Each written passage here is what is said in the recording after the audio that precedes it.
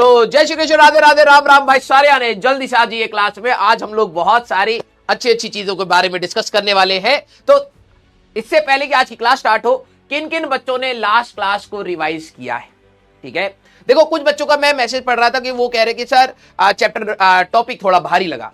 तो मैंने तो आपको पहले ही बोला था कि भारी आएगा, लेकिन उससे पहले जो आपने मेहनत करी है, अब देखो दो तीन चीजें आपको समझनी पड़ेंगी। पहली बात यह है कि अगर आप मेहनत नहीं करोगे तो जहां पर आज हो उससे तो नीचे ही रहोगे। ठीक है, अब हमारे पास ऊपर बढ़ने का तरीका क्या है?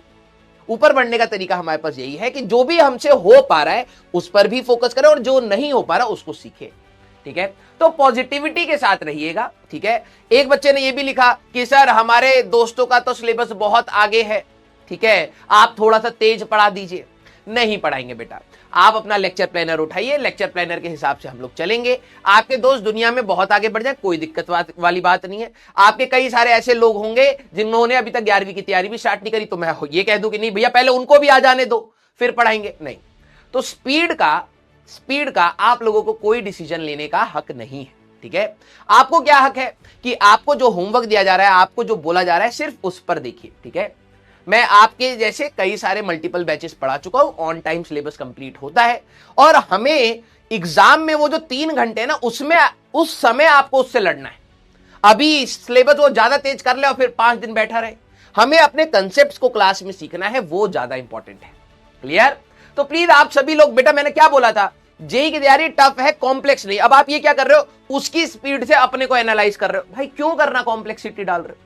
आपकी अपनी तैयारी है, आपको क्वेश्चन की टफनेस अगर है तो मैं कहूंगा वो जेन्युइन सी चीज है, वो आपको कुछ ना कुछ सिखाएगा। लेकिन दूसरा क्या कर रहा है, दूसरा कौन सी किताब लगा रहा है, दूसरा कहां पे पढ़ रहा है, आपको उससे क्या लेना देना? आपने अगर एक प्रोसेस सेट कर लिया, उसको आप फॉलो करिए और एग्जाम में कंपीट करिए। समझ रहे हैं? यस, डाउट आने लाजमी है, लेकिन आपको थोड़ा सा प्रोसेस देखना पड़ेगा। 10वीं क्लास में इतना सारी एनालिसिस, देखो इतनी सारी चीजें आपको याद रखना, फिर एनालिसिस करना। 10वीं क्लास की फिजिक्स इसीलिए कहते हैं ना कि वो जंप आता है। ठीक है, अब आज हम लोग अपनी 8वीं क्लास में है, अब आप अपने 11th क्लास की फिजिक्स का याद करो। ठीक है, वो 10th क्लास की फिजिक्स का याद करो और 11th क्लास की फिजिक्स के इंट्रोडक्टरी चैप्टर की फिजिक्स का जरा देखो, आपको अचानक से जंप दिखेगा कि भाई ये तो अलग ही लेवल हो रहा है। और अभी हमारी इंटीग्रेशन डिफरेंशिएशन आएंगी तो आपको ये लेवल ऊपर जाते हुए ही दिखेगा। तो दिक्कत तो आनी है यार। ठीक है, दिक्कत तो यहां पर आनी है, लेकिन एक सही बच्चे का एटीट्यूड क्या होता है कि जो चीजें नहीं हो रही है वो चीज अच्छे से करो। अब मैं आपको एक एग्जांपल देता हूं। ठीक है, एक बच्चा जो पिछले साल 12वीं में था, उसने कहा कि सर मेरे से क्वेश्चन नहीं बन रहे, मैं पूरी कोशिश कर रहा हूं सर, मार्क्स इतने अच्छे नहीं आ रहे। अब बात यह है कि उसके कई कारण हो सकते हैं, लेकिन आप इस पे रो नहीं सकते कि यार मैंने क्वेश्चन ट्राई करा और हुआ नहीं।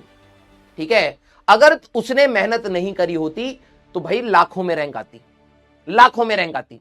आज तू मेहनत कर रहा है तो हो सकता है तू कह रहा है सर मेरी तो 30,000 50,000 रैंक आ रही है, अच्छी नहीं है। अरे भाई नहीं मेहनत करी होती तो तू लाखों में होता।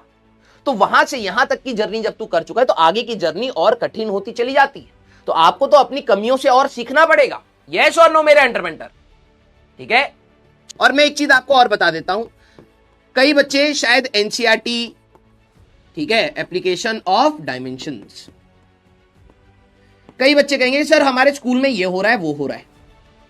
ठीक है, हमारे स्कूल में यहां पढ़ा रहे हैं, ऐसा पढ़ा रहे हैं, वैसा पढ़ा रहे हैं, खराब पढ़ा रहे हैं, अच्छा पढ़ा रहे हैं, बहुत धुआंधार।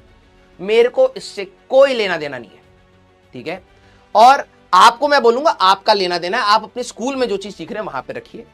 यहां पर आपका बोर्ड्स के लेवल का, आपके जेईई मेंस के लेवल का और आपके एडवांस के लेवल का, 3 लेवल का मेरे को ध्यान रखना है।